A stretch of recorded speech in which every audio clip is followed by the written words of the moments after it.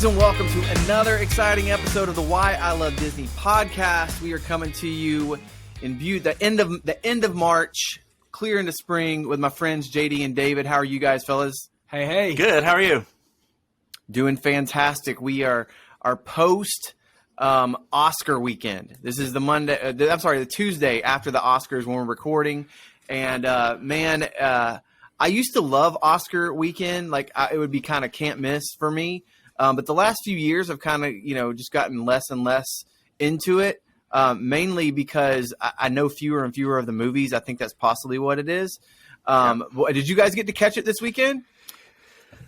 I did. I wasn't going to. I really didn't want to watch, but then I saw. I mean, it was on ABC. It was on Disney, and I had a feeling there would be some Disney presence in there, and so I knew Encanto and several things were nominated, and so I thought I'd watch. And then they announced that there was going to be a live performance of Bruno, and so I thought I'll wait it out. So yeah, I was when. Well, go ahead, JD. You were going to say something. Well, I was going to say McKay had it on in our apartment. I don't usually watch it. Usually I just kind of go over social media and see the highlights. But there were some highlights this year.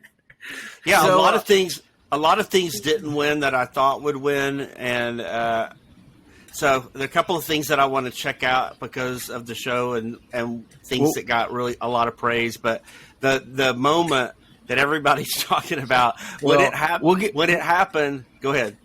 No, we're talking about. Let's keep going. That's fine. I was just gonna say hey and figure out how your week was first before we got real into it. But since we're there, everybody's talking about. Go ahead, David. Well, yeah, everybody's talking about Bruno. No, they're not talking about Bruno. They're talking about this slap. The Bruno thing was pretty good. What did y'all think of that? Did you think the live performance was good? I actually didn't get to see it. I saw it. I thought it was. I turned it. I knew it was coming up, and I got my kids, and they came in. It was cool, and I thought it was actually a really well done live version. And I do understand you get a big star like Megan Thee Stallion to do a little rap, so it's a little remix, different version, and it hopefully appeals to a bigger, broader audience. It wasn't. I would have loved to have heard. They missed some of the best parts of the song, in my opinion. But I mean, it's 4.5 minutes, and it's Oscars, and I totally get it. But yeah, I enjoyed it. I really did. Good. Yeah, so I thought that, and they had made an announcement that coming up, Cinderella, Jasmine, and Ariel, and of course it was the live action actresses that have played them in the live action movies, and they presented or announced something. I can't remember what they did, but. That was good, cool. And the girl that played Cinderella in the live action, and the girl that played Jasmine, and the girl that's going to be playing Ariel, they had them on there. Cool. So we're watching, and when Chris Rock comes out, and all that happens, I thought it was part of the. I thought that's all fake. That's the question. They worked all this out. You're assuming that our listeners know what happened. That they. What if someone lives under a rock or on Mars? Okay, so Chris just Rock woke up from a coma. Bring him up to speed. Chris Rock is coming out, and he's. I can't remember if he's presenting something or what he was doing, but yeah, he's presenting for best documentary. Okay, so he's talking, and he starts making jokes, which I've read were not scripted. They weren't things that had been told the Academy he was going to say, and he makes a comment about Will Smith's wife and her haircut, which it happened so fast, my brain couldn't even put all that together. I thought was she in G.I. Jane? I thought he was making fun of the movie because I really hadn't seen her hair. I hadn't noticed, it was, that. So when all that happened, I didn't realize he was insulting her hair and her look. And so when Will Smith got up, the sound of him hitting him was so loud on my TV that again I thought that had to be fake. That couldn't be that loud. That's the way it played out in my house, and I was like, that can't be real. Because then he goes back and sits down, and everything just keeps going. And so I thought. So let me ask you, David. since you just said that, so from your perspective, what you watched, he walks up and smacks him, and then what happened next on your TV? The sound went out. They quickly the sound went out. But I could read Will Smith's lips. I knew exactly that. I didn't know you saw that he was angry. Oh yeah, but again, I didn't know that he wasn't acting. Like I didn't know that it wasn't part of the show. But I knew that he was dropping some bombs in his speech because you knew exactly, unfortunately, what he was saying. And so I didn't know the rest of the phrase, but I knew he was laying into him. And I thought, but. Again, the sound comes back on and they keep going, and I thought it has to be part of the show. And so anyway, so fast forward, when Will Smith wins best actor and it comes up and makes his speech, I'm not even figuring out why he's apologizing. I thought he was apologizing for crying, which I thought, why is he? I couldn't. My brain couldn't even put that together. Like. He's apologizing for hitting him because I still thought it was fake. And the reason I thought it was fake was that nobody did anything. I didn't see the react. I didn't see the people react. I didn't see the people react, and I didn't see the Academy react. Nobody mentioned it. It just went on. So then I was like, you couldn't just march up on stage and slap somebody. And you're like, it couldn't be real. There's no way this is real. Yeah, and nothing happened. There's no.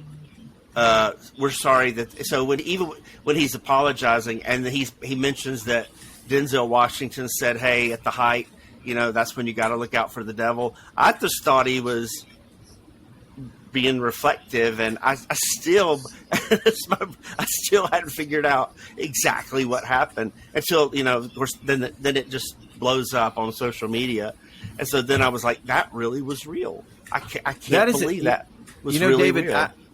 That's the first time I've heard a take like that. Like you really did until afterwards, and you started reading about it. Did it occur to you that oh my good, that actually was real? Yeah, and Amy Schumer had a comment. Remember, she comes out and she goes, "Did anything happen?" Yeah, did anything happen? And I just thought, it's just a joke. Like again, they're playing along with it. Yeah, all those little things weren't clicking in my brain because I was certain that had to have been fake because.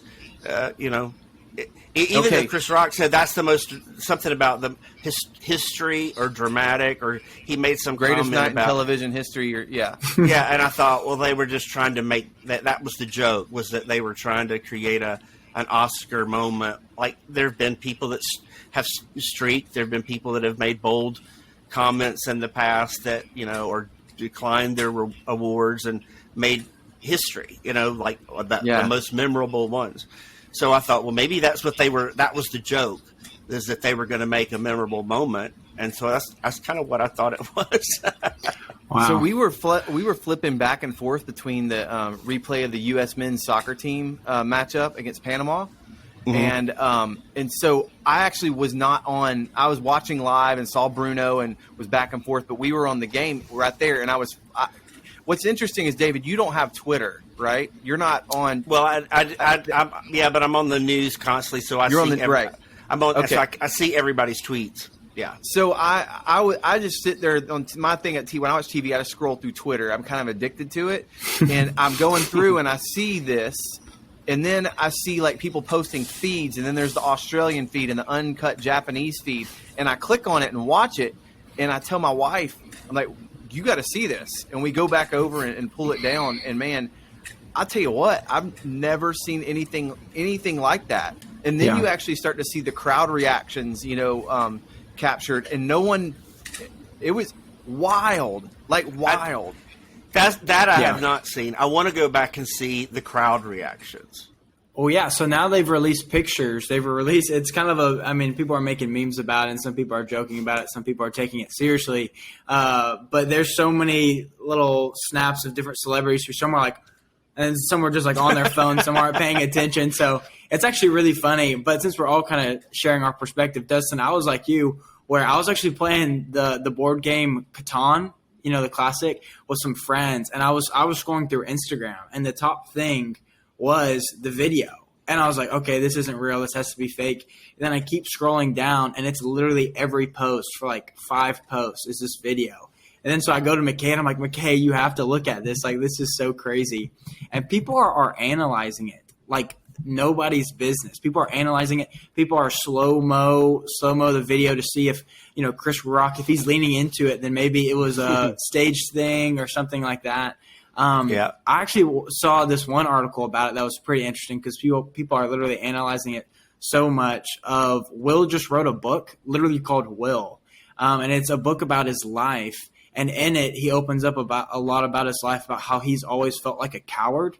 Apparently, that's been a big challenge for Will Smith. And that's why it was so surprising to me, because I was like, if it was another celebrity who maybe has their fame from doing outbursts, but this is Will Smith, like Mr. Cool, Calm, and Collected. He's Genie in Aladdin. So the fact that it was him, I was like, wow, like that is just crazy.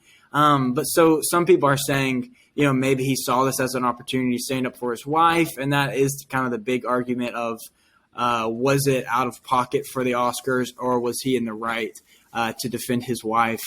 So really interesting, shook the world, crazy.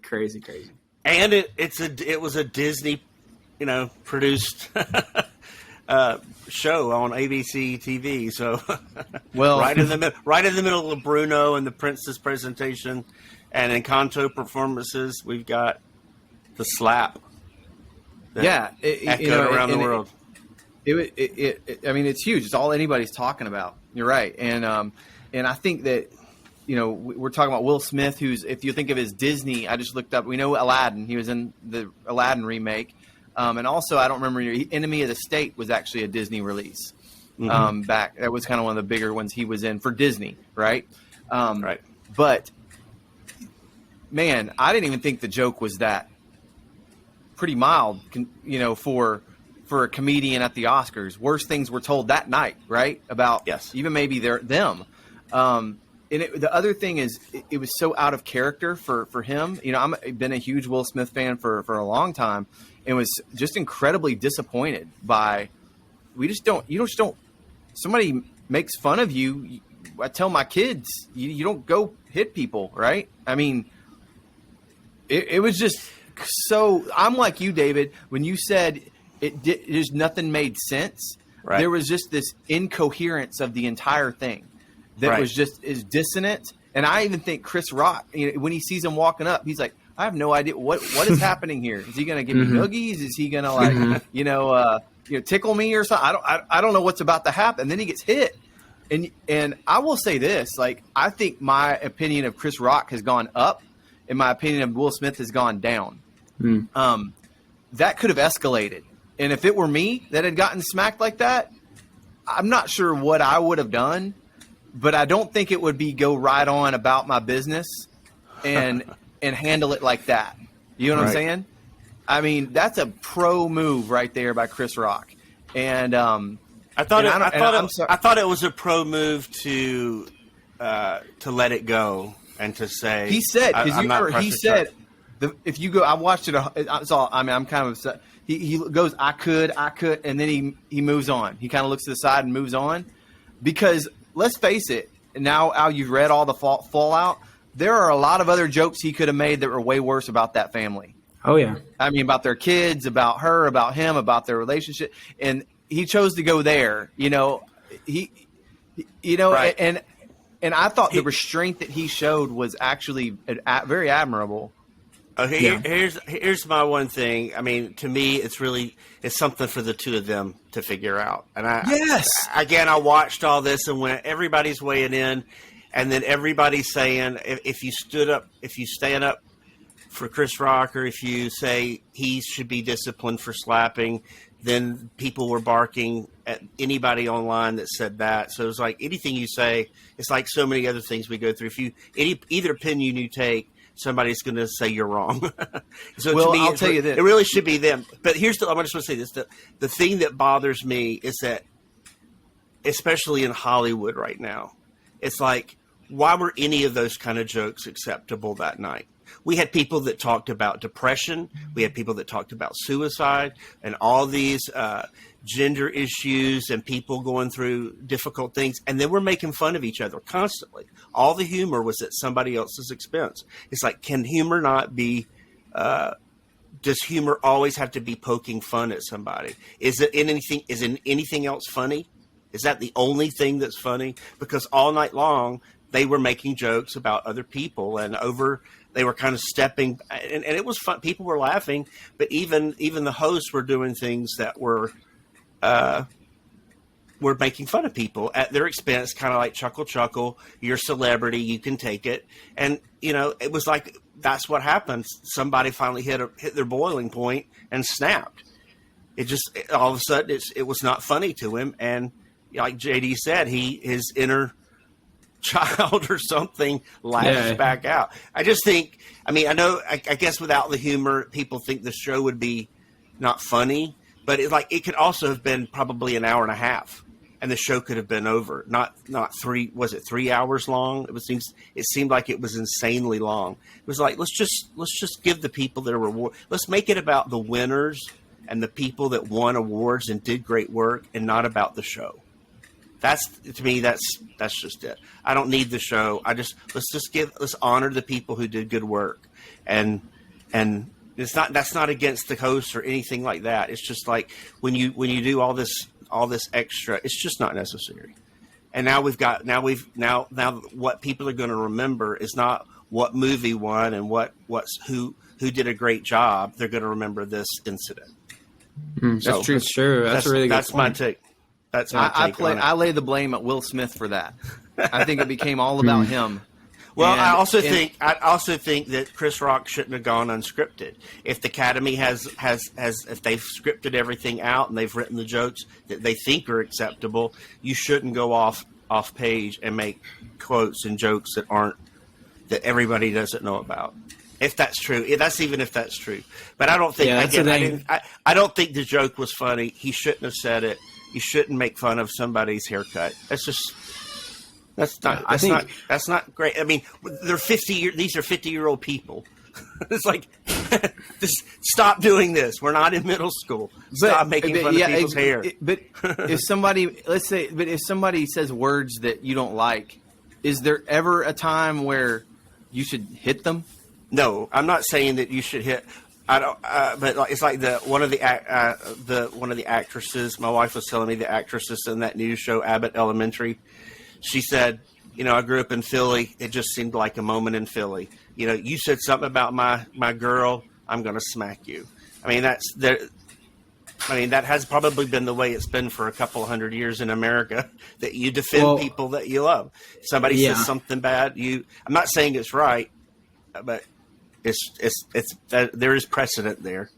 You don't talk about my wife on national TV, on live national TV, in a hurtful way. I'm not going to let you do that. That's the thing, but it's the Oscars, though. That's what people do. Right. Well, he could have walked up. He could have walked up there and put his arm around his shoulder and just walked him off the stage and said, "You're done." Well, it's like, no. Here's the thing. There are 100 things he could have done other than that. Yeah, and he's wrecked his career. Well, that's the thing. Is the Oscars? Do we think the Oscars are going to have to do something? Is he going to be banned from being able to go to future award ceremonies? What's he's now happen? Finally, and I would say his acceptance speech made it worse. He justified himself. He pulled Richard, Williams in. Said, "Well, he defended his family. He was making very strong connotations to what he did." Then he pulled in Denzel's quote. He said, "Sometimes at your highest, the devil will come for you." And I think what he meant was Chris Rock was the devil. No, that's not what he was talking about there. Will Smith, you got to rein it in. Let's rethink all this. And then he said, "Love makes you do crazy things." To me, it was language of an abuser. It was really, what was most disturbing to me was smiling, laughing, snapping, hitting a guy, yelling angrily, smiling and laughing again, like nothing happened, and then crying. Just the range. I think there's something wrong with him. I really do. It was just very disturbing to me. Well, here's the thing: is that on both sides of the thing. I mean, they're very social they're very vocal and social about their life. And to most people, there seems to be a lot of dysfunction in them, and they just need lots of good thoughts and good prayer, and on all sides. I mean, the whole night, True. there just seemed to be so much dysfunction everywhere in the whole room and the conversations, and so we need to be lifting each other up, and yes, we shouldn't be punching each other, and we shouldn't be saying bad jokes to each other. Hey, I'm going to name this episode "We Shouldn't Be Punching Each Other," and that's why we love Disney. That's right. Oh goodness, what a crazy! I didn't think we would go this deep into this conversation. Well, that's good, You had to. Everybody else is. I mean, you can't escape it. Sorry, Disney listeners, if you're here for Disney content. We don't talk about. But hey, Oscar. Hey, no, isn't that we're talking about the genie? Do you know that Bruno's original name was Oscar? I did not know that. Bruno was supposed to be named Oscar, and they changed it because he said, "I can't. It's got to be Bruno." No. He was. Yeah. So we don't talk about Oscar. There's your Encanto fun fact of the day. Which Encanto won best animated feature. That's right. Yep. The song I don't think won. I've got the winners up here. It didn't. The Billie Eilish, the song from No Time to Die. From No Time to Die. James Bond. Yeah. But that was a great. That was a great song. performance. That was a great performance. Yeah, it was. That she did that night. That was really good. And Coda won Best Picture, which is getting lost in all of this. And I haven't seen it yet, but I really want to. Have you guys seen it? Nope. I haven't.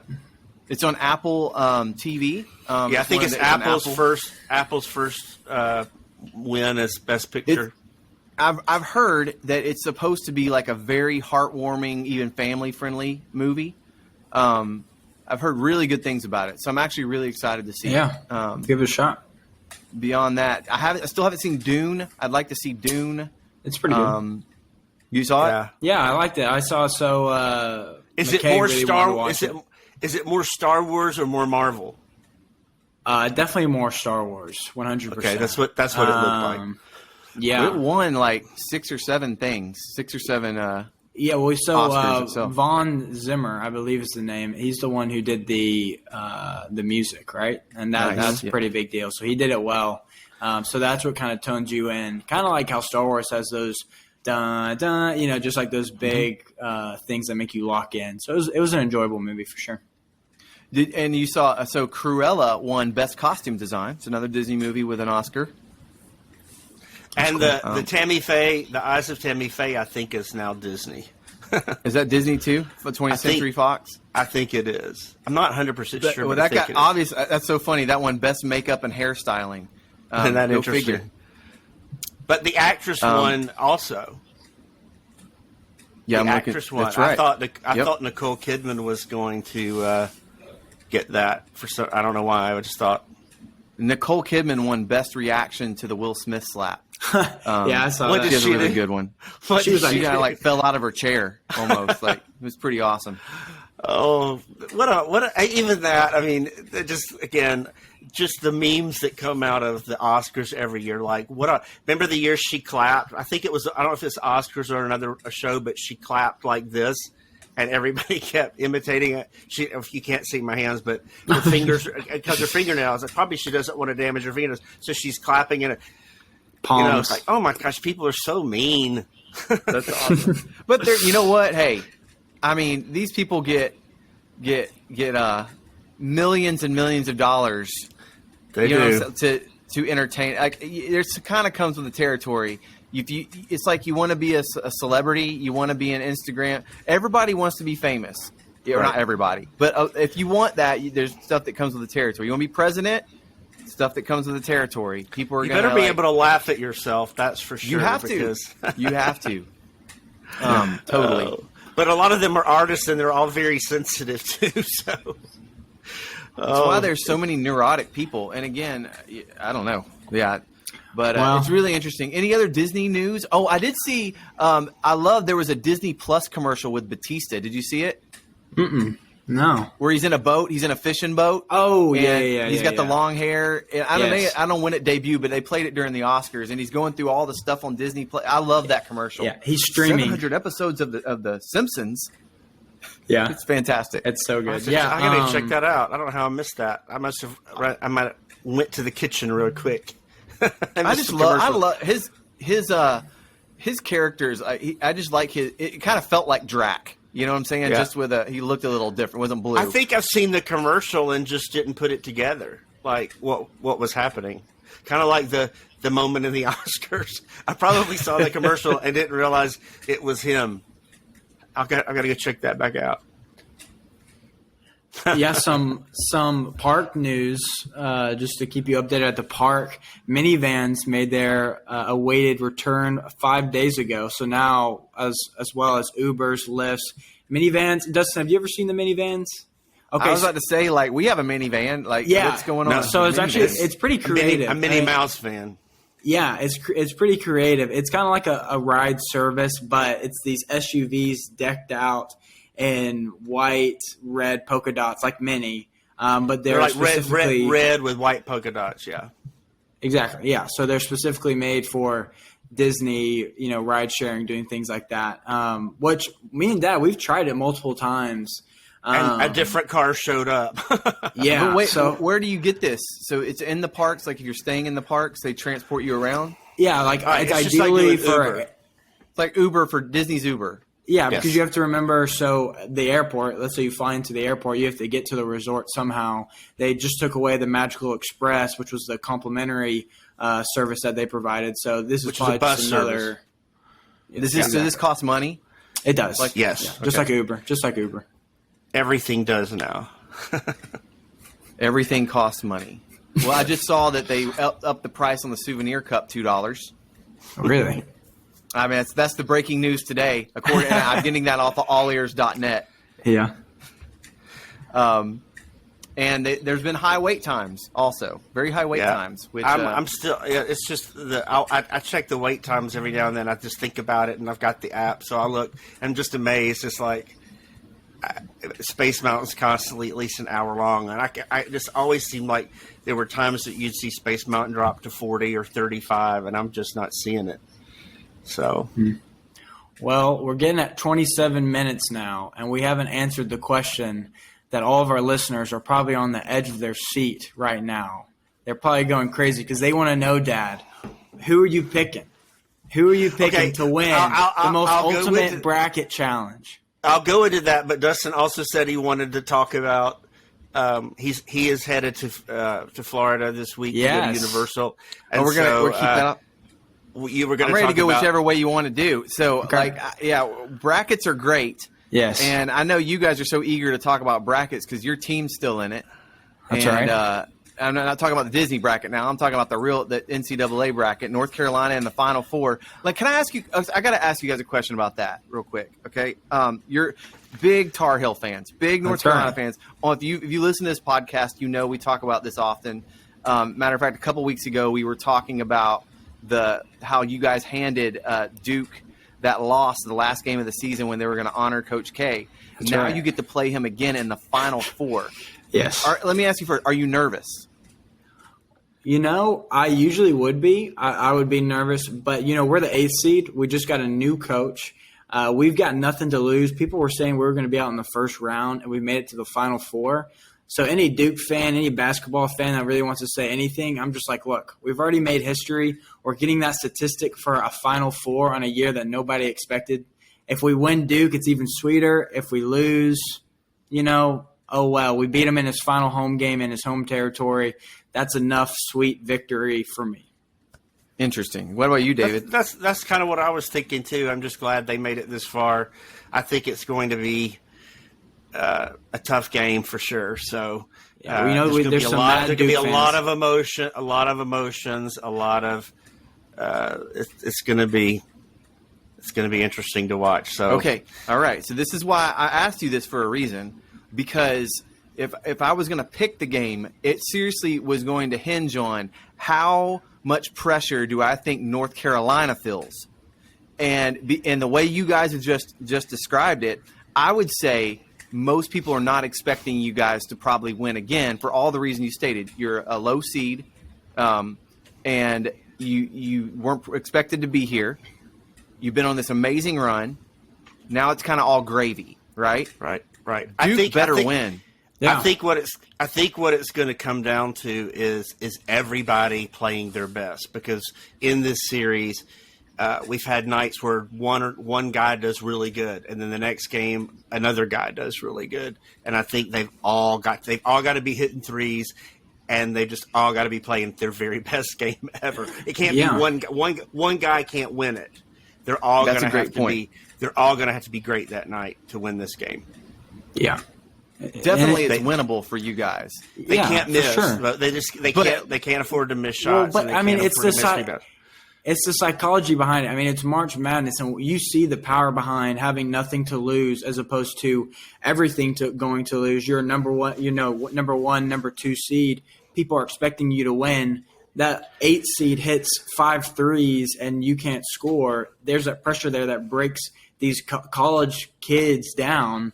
That if you can just get a good start, anybody can win. Yeah. I feel better about UNC's chances now that I've taught. I hope they don't feel the pressure. I hope the pressure's all on Duke, because more than anything in this tournament now, the only thing I want is for Coach K to lose. And that is it. So that's the thing, too, is you're playing your rival, but you're not just playing your rival. You're playing your rival coach for the last time. And this is it. This is how it will be remembered. So there is a lot riding on this game, but I'm glad that you guys don't feel quite – I think Duke fans are way more nervous than you guys are. Right, and if you're not a Disney fan, I mean, if you're a Disney fan and not a NCAA basketball fan, sorry for that. Hey, you get us too. I love it. It's just part of who we are.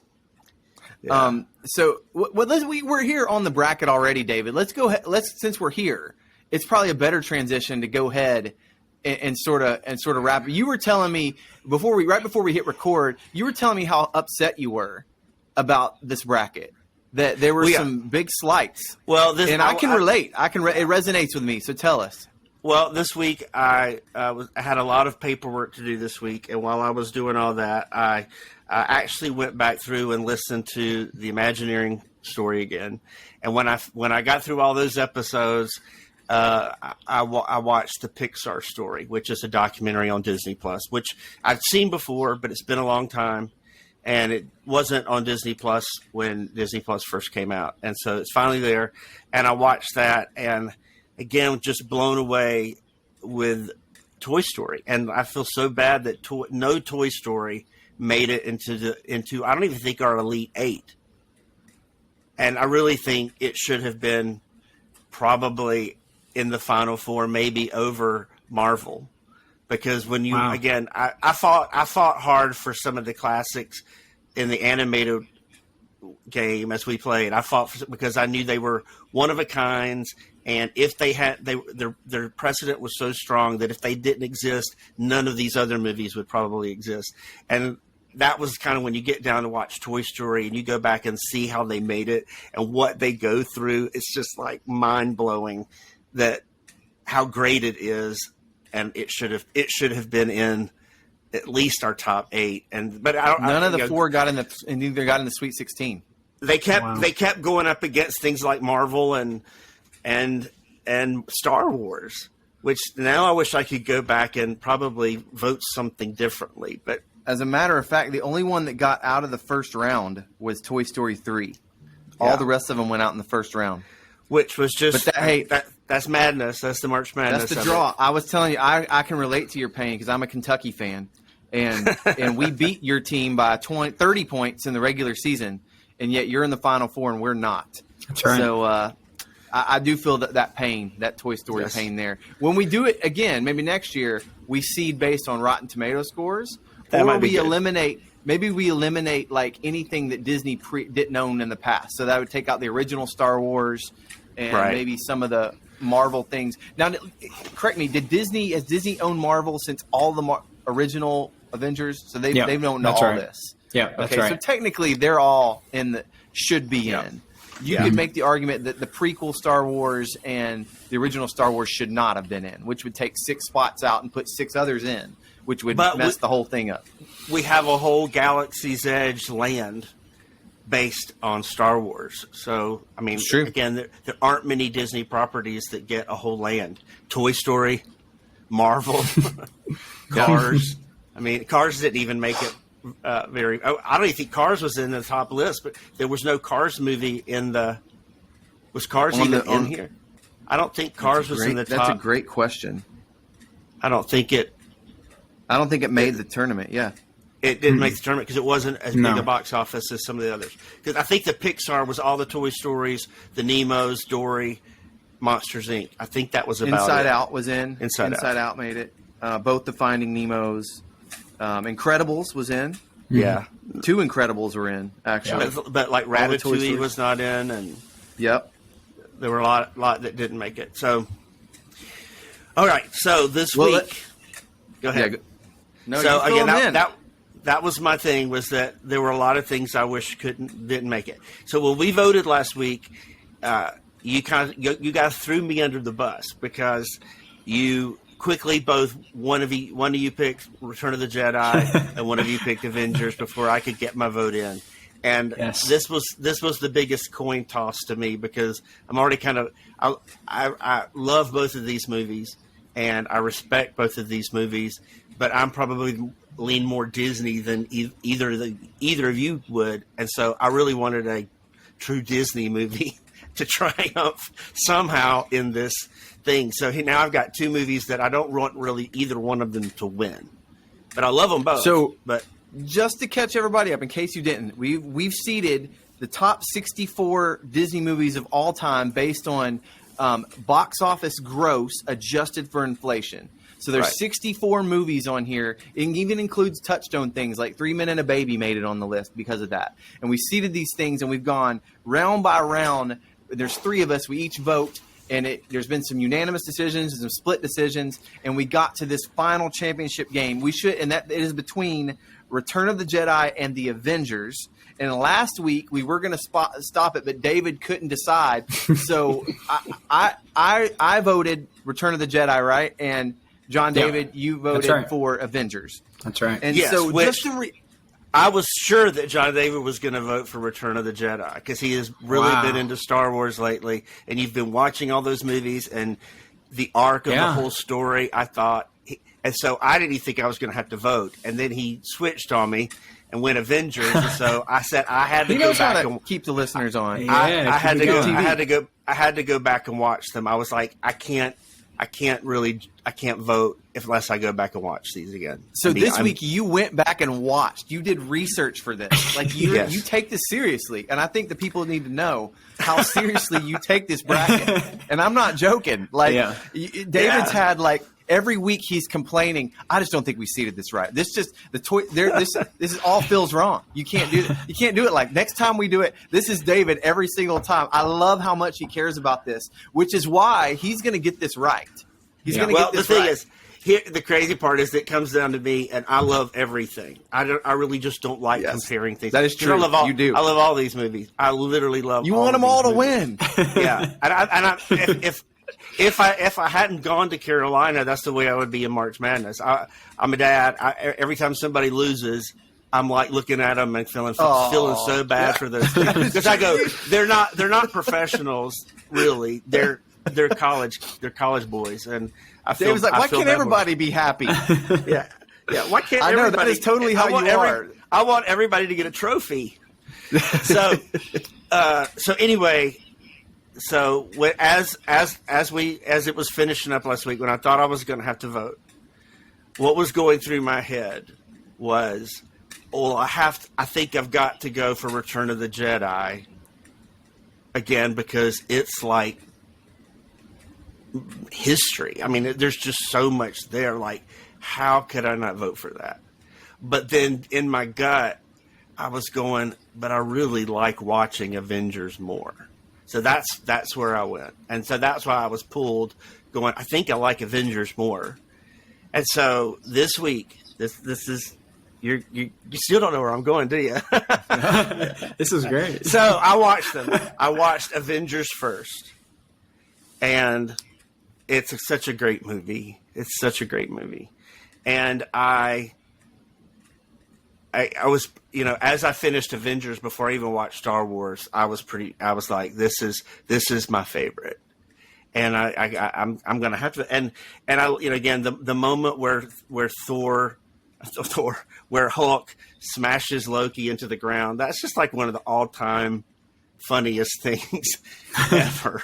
And when he whimpers, he's like, that's great. And they do such a good job with Hulk of making his anger funny. Like when he punches Thor, that's really funny. I mean, there's, and the reason I like Avengers so much is you can watch the one movie. You could never have seen any of the other Marvel movies, and somehow this one works. The other thing I like about it is not complicated. I'm not sitting here the whole time going, well, what stone does that? And it's a simple movie. There's a bad guy who's bringing in more bad guys, and they've got to defeat him and get rid. I mean, it's just a simple premise. And you still have some of that tension between the characters, but it's not. It reminds me in like in the Harry Potter movies, it's like Azkaban. It's like the movie where they're kind of older and everything's good, but we're not into the Hallows where everything starts falling apart and the movies just get a lot darker, like what happens with Marvel. It's that sweet spot where it's intense, but it's good, and that's why I like that. I like it so much. See, I was picturing it more like a Snow White. Huh? See, I was picturing it more like the Snow White. No, but I do like that comparison, though. It kind of reminded me of it. You built up to it, and it's good, and then the arc of the story starts going down into darkness and conflict, and it's still great. I mean, because that's where it's going, but. I do like that. That is why I love that one so much above the others. And I like Guardians because it's funny and silly, but at the same time it's silly a lot of times. And this one's never really silly. It's funny, but it's not slapstick. It's not comic book humor like Guardians is, which I like that about Guardians because it gives you relief. But it's why it's not. Nobody's putting that up in the greatest Marvel because it's just a different tone. It doesn't feel like as much. It doesn't feel as epic. They're not meant to be. So then I watched Star Wars, and I have to be honest. As I watched it, I had forgotten how much Ewoks, the little furry guys, there are, and I found myself just feeling like cute, and. Dang it! You remember the Ewoks? I sure wish you wouldn't have watched it again. Yeah, it wasn't that. I mean, it's like Grogu, it's Baby Yoda. But it's like so much of it. And my wife watched both of them with me. As we watched, we were like, I'm so tired of hearing them squeal. It's just that high pitched little. They're just constantly getting injured and falling, and it was like this is just really grating. I'm got to go with Avengers, and so. And so it got really late last night when I was watching Star Wars, and I said, you know what, I've got to go to bed, but I'm gonna get up and watch the last 30 minutes tomorrow. But I already know I'm gonna vote Avengers, and so I got up this morning and I watched the last 30 minutes of Star Wars, and Darth Vader throws the Emperor into the pit and says, take off my mask one time so I can see you clearly. And my heart started going, what? This is the whole thing is like the redemption story of what Star Wars is all about. And going, now you're going to get one thing, and I'll say this, one thing I really liked about Avengers this time was I caught lines that I hadn't caught before, like, when they said things about Tony Stark, like you're so implying you're so selfish, you'd never do anything, you'd never sacrifice yourself for somebody else. I can't remember the exact line, but both of us jumped and went, oh wow, there's a who could know? And like, did they know then how Endgame was going to play out? It's like they did, and that was really a cool moment, and made me kind of wish now that Endgame might be the Marvel movie that I wished was up. Yeah. Because I felt like now I'm playing that moment of Darth Vader. Now, and I'll say this: I still feel like there are moments in Return of the Jedi where the acting's not that great. Why they start calling themselves my son and father, it just feels weird. Like, you guys have not. Why do you feel this affection, and why do you all of a sudden for both of them? It feels a little, just because I don't know. That always has felt a little weird to me in the acting. Just father, he's getting blasted by the Emperor, and I don't know what else he would call him. Dad.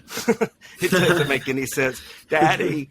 But all that feels a little, I don't know, what's the word for it? Just a little cheesy, corny.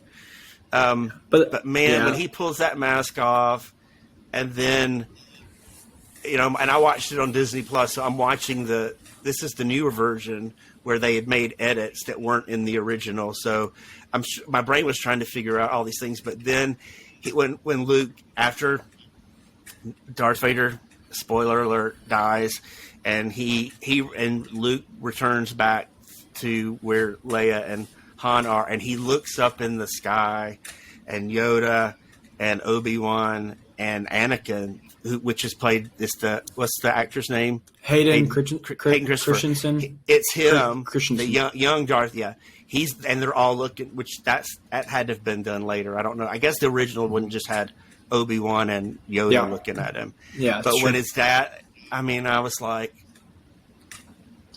that's a whole different thing. So I think my final answer is Return of the Jedi. Wow. What? No, he went with the nostalgia. Amazing. He went with it. No, I went with the bigger story. As much as I think the end game was the bigger story. And Avengers, I was going, that's just a really good. Well, you've got your conclusion against the beginning, so that's what that is. I mean, I could agree both ways. Wow. I missed when I went back to the Avengers. I was like, this is a great feel good movie just to watch. But Return of the Jedi is. Yeah, I think I would have. I think if we went back and I was putting Endgame up against Return of the Jedi, I would pick Endgame because I think the acting's so much better. Yeah. And it has nothing to do with the all the characters are great, all the stories are great, and the special effects wise, where Star Wars Return of the Jedi was, it still sometimes it's not very realistic. Like I was even noticing like that, what do they call ATVs? AT walkers. Yeah, the ATs. They looked. I was like, man, they look a little more cartoonish than I remember this being. Whereas, like, if you're looking at a Marvel movie, the special effects are impeccable now, but they were great for that time. So but it still wasn't all about that. Even though it has a lot of flaws to me, acting wise, and just too many Ewoks, I got to go with Return of the Jedi. Wow! I'm going with the redemption story and just the depth of the arc of that story. Whereas Avengers, I think JD and I were both on the edges of our seats. I know, back and forth. It was like watching the Duke Carolina game, going to overtime. Yeah, you had me sold on both multiple times. Where I was like, "Oh, I would have picked Avengers." Then you're like, "Oh, I would have picked Return of the Jedi." I mean,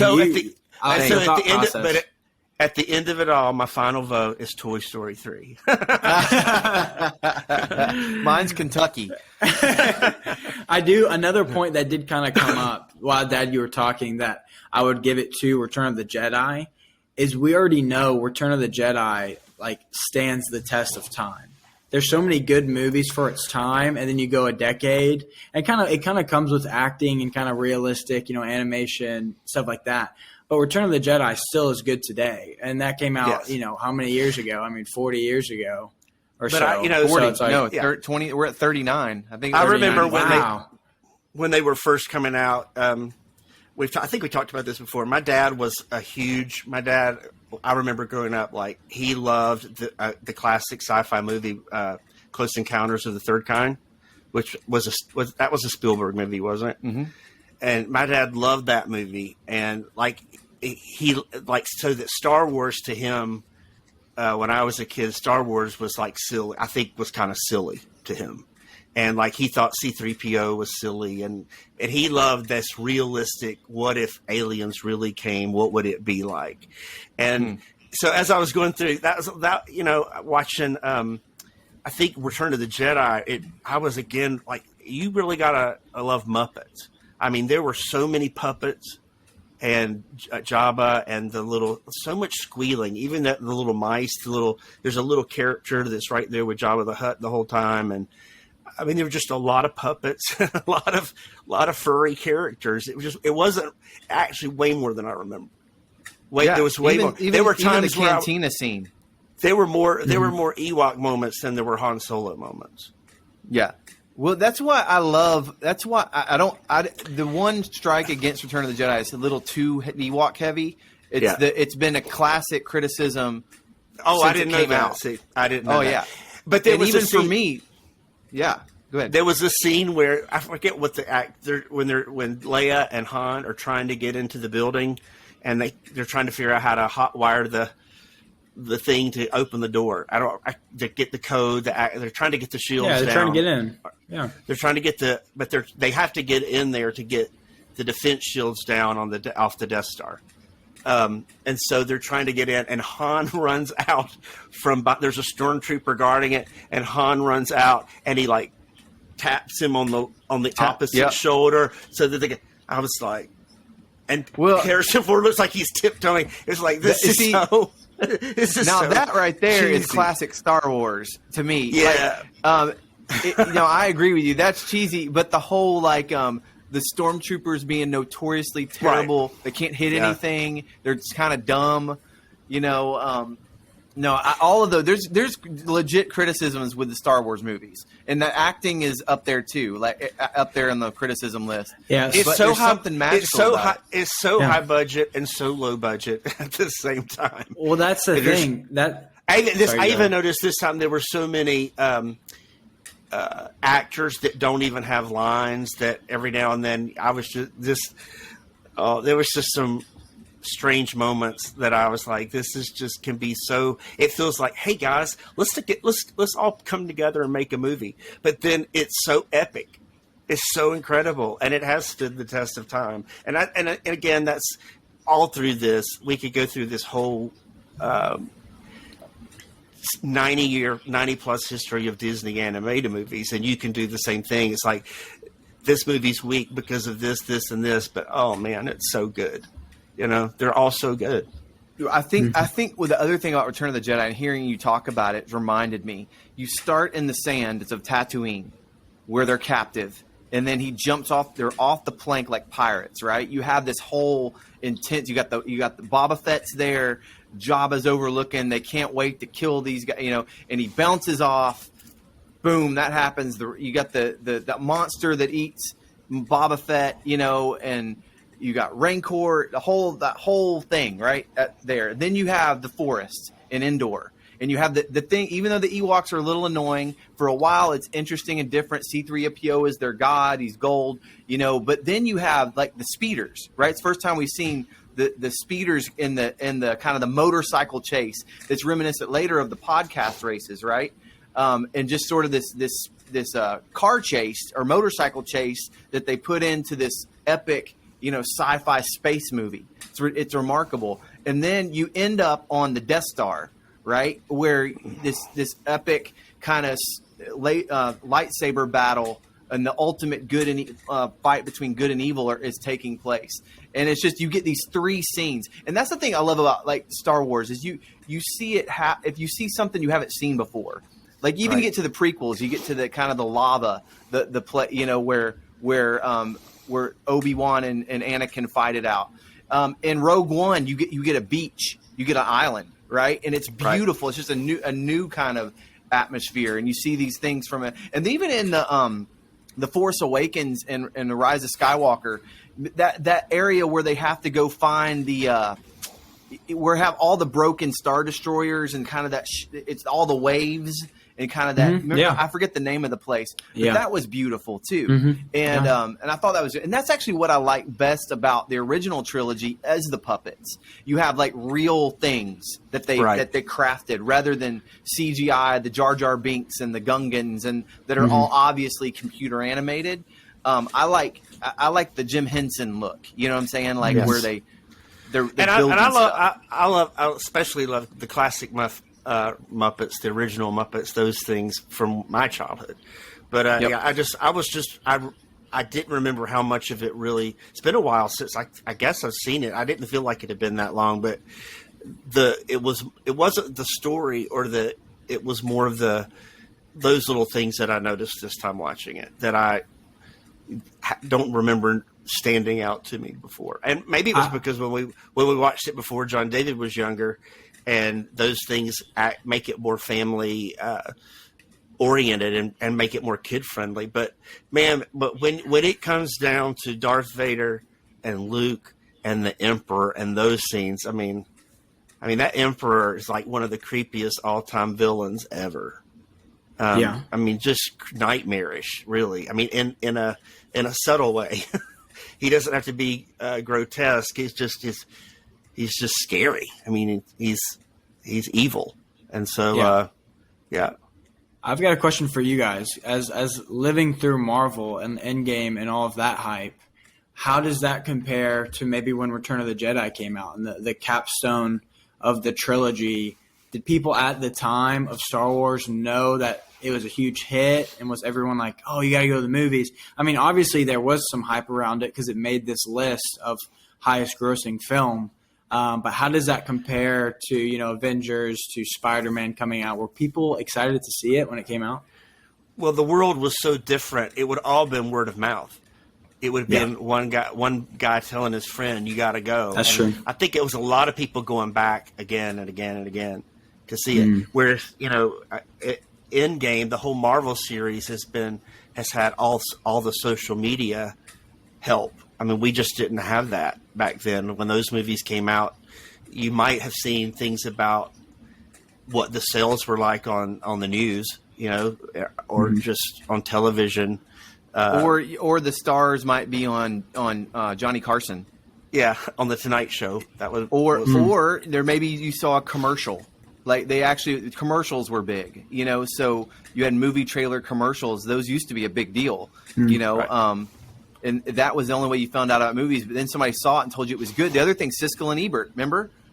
You actually had a little TV show that would tell you. And I remember, I don't know about you if you did this, David, but we all got the newspaper back then, like a real newspaper. And you would go every Friday to the entertainment section, and I would read the movie reviews and see how it was rated. And that was a big deal back then. That was how you got it. And the other thing he was talking about, JD, was this show called At the Movies, I think it was Siskel and Ebert were these two, what do you call it? Were critics, movie critics. They were movie critics, yeah. And they would talk about four new movies an episode, and then they would give it a thumbs up or a thumbs down. So that might be split. It might be 2 thumbs up or 2 thumbs down. So it's not like an early version. What we're doing right now. They had a bracket each week with the new movies. Cool.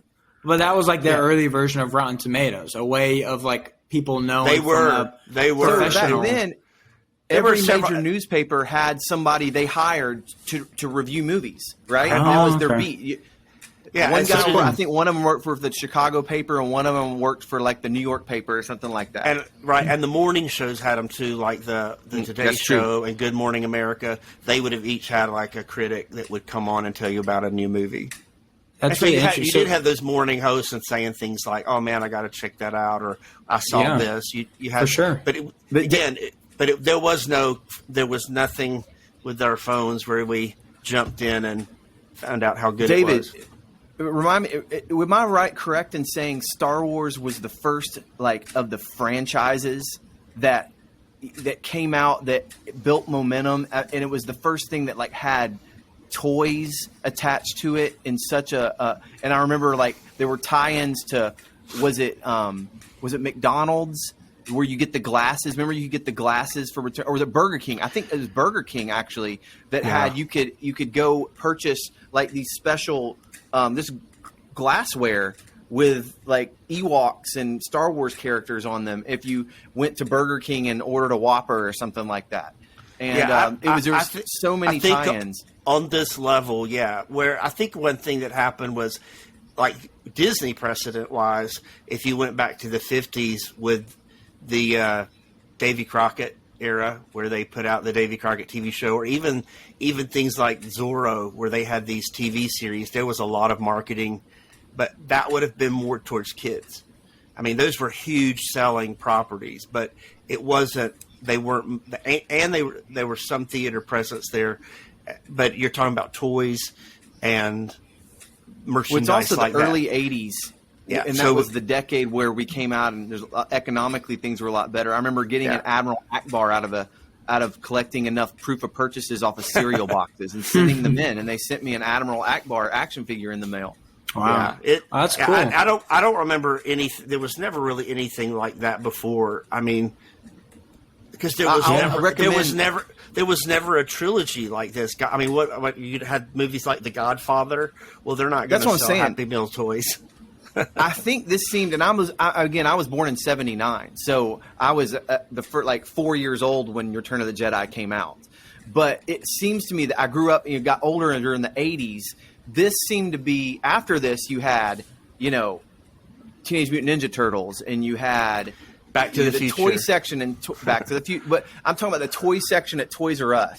Okay. Like you had an entire, there was G.I. Joe and there was Barbie, and now there's Star Wars. You know what I'm saying? And G.I. Joe got its cartoon in the 80s too, and there was all those things. But I'll recommend, if you haven't seen it on Netflix, there's a series called The Toys That Made Us. Have you seen that? I haven't. If you get a chance, it goes back, and every episode is a different type of toy.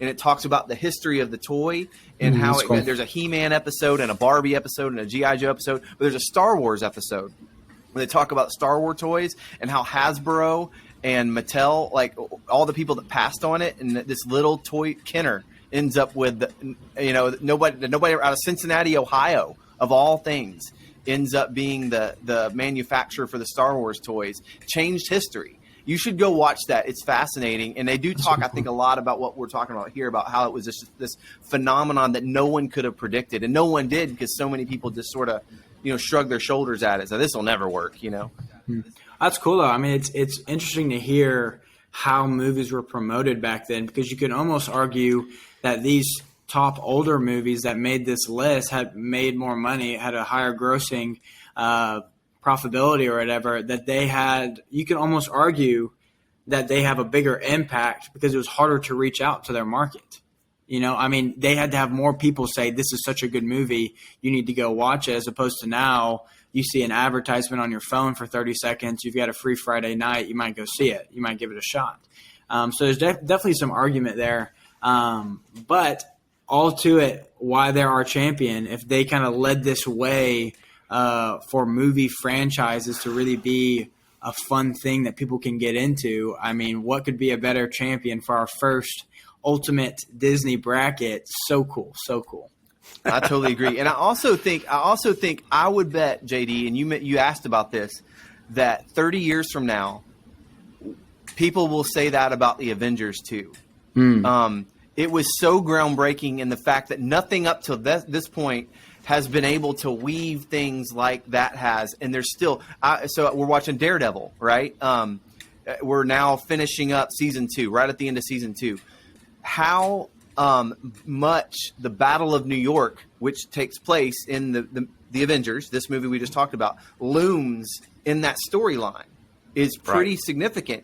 And then we have Hawkeye. That Daredevil was made a few years ago, but Hawkeye that just came out last year. Also, she sees the girl character.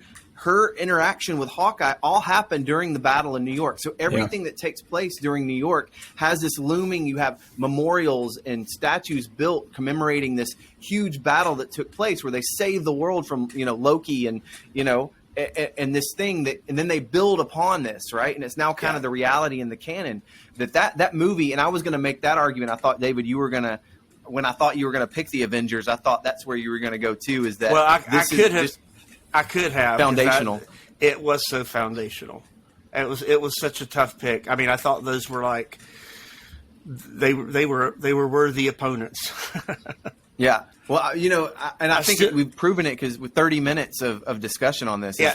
And a couple of other things. I mean, that's what's amazing about all of this. The other thing that I experienced this week, a podcast that I listen to sometimes called the Disney History Institute, just did a story on the Sherman Brothers. It's like 8 episodes on the Sherman Brothers. Tell people who the Sherman Brothers are. The Sherman Brothers were 2 brothers that worked for Disney for many years that wrote all the music for Snow White. Not Snow White, Mary Poppins. Mary Poppins. And a bunch of Sword in the Stone. Bed Knobs and Broomstick. Parent Trap. Bed Knobs, just tons of movies in the 60s and 70s. So, and again, when you multiple times it was Mary Poppins was referred to as Disney's magnum opus, his greatest work, because it brought in, it was the culmination of everything they had learned in live action, special effects, animation, music. They brought it all together, and it was such a mega blockbuster, huge blockbuster. It built the Imagineering. And it was a 2022 Final Four contestant. Yeah, true that. In the Disney movie bracket. But again, I mean, so many of these things were groundbreaking. So many of these movies were groundbreaking. We talked about several of them along the way. Our Final Four was Lion King, Mary Poppins, Return of the Jedi, and the Avengers. Those are all like significant movies. Yeah. Another one that was strange to me that was missing was The Little Mermaid. It did not make the tournament, and that really was one. If you picked ones that were most important, that really was more important than Lion King, Aladdin. Why do you say that? Because I bet if it hadn't happened, there wouldn't have been those 3. If Mermaid had tanked, I mean, it was the one that it started the Renaissance from the Disney. In '89. Okay, yeah, because of the business perspective of eyes. And I think because Little Mermaid was so good that everybody went and saw Beauty and the Beast and Aladdin. It set the precedent that everybody was like, Disney's doing something new. We got to go see this. And I think we should have added in VHS gross sales. It would have been in then.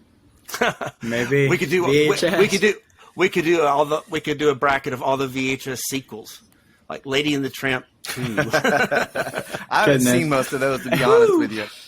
That'd keep me busy. I saw a lot of because all those hit when my kids were little, and we watched a lot of part 2s and part 3s that were subpar. Mm-hmm. They were very Saturday. I mean, kids loved them, but quality wise, they just were so far below.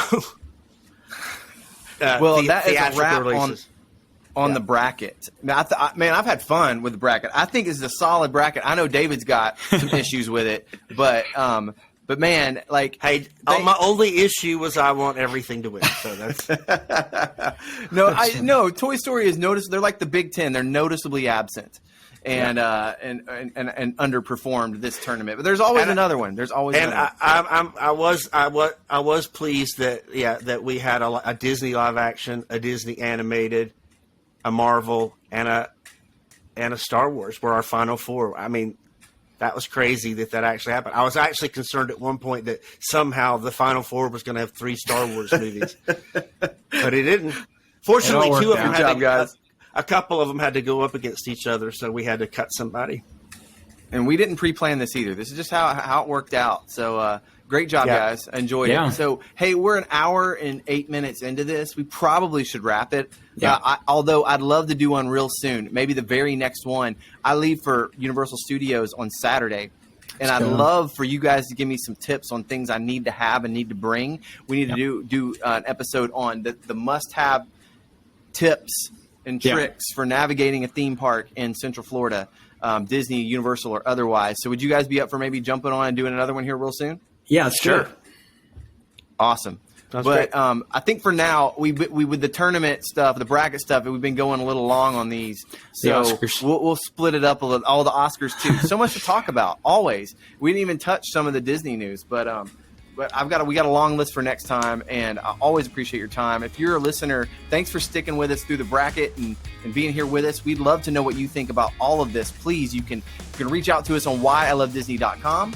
on Instagram and Twitter. If you're enjoying this, share an episode with someone. Let someone know what you think, and leave us a 5-star review on your favorite podcasting platform, whether that be Spotify or Apple Podcast or Overcast or Stitcher or whatever else you listen on. But thank you for your time. We value that. Guys, I hope you have a great rest of the day, and I can't wait to get back here soon and talk more about why we love Disney. Thanks, guys. Sounds great. See you guys later.